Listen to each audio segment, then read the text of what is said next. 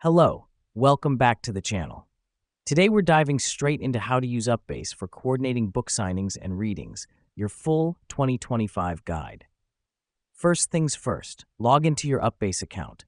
If you don't have one, it's easy and free to set up. This is the starting point for organizing your event.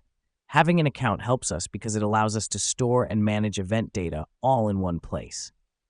Next up, select the New Event tab on your dashboard. This is where we create the framework for your book signing or reading.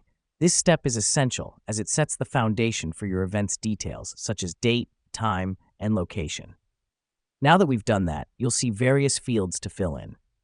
Start with the event name, then move on to location, date, time, and author.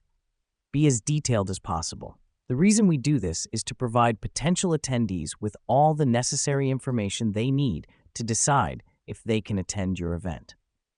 With your event details in place, let's move on to the Invitees section. Here, you can add the email addresses of your targeted audience or import a contact list.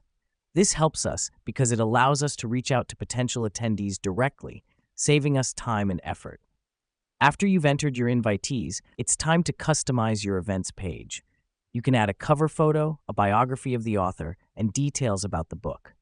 Let me explain why this matters.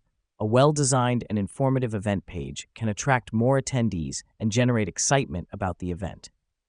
Lastly, click the Publish button to make your event live. This is the final step, and it means your event is now visible to your invitees and they can start RSVPing. And just like that, you've used UPBASE to coordinate a book signing or reading. Remember, the key here is to provide as much detail as possible and to utilize the platform's features to your advantage. That's it for this tutorial. Keep practicing and you'll be an UPBASE pro in no time. Thanks for tuning in, and we'll see you in the next video.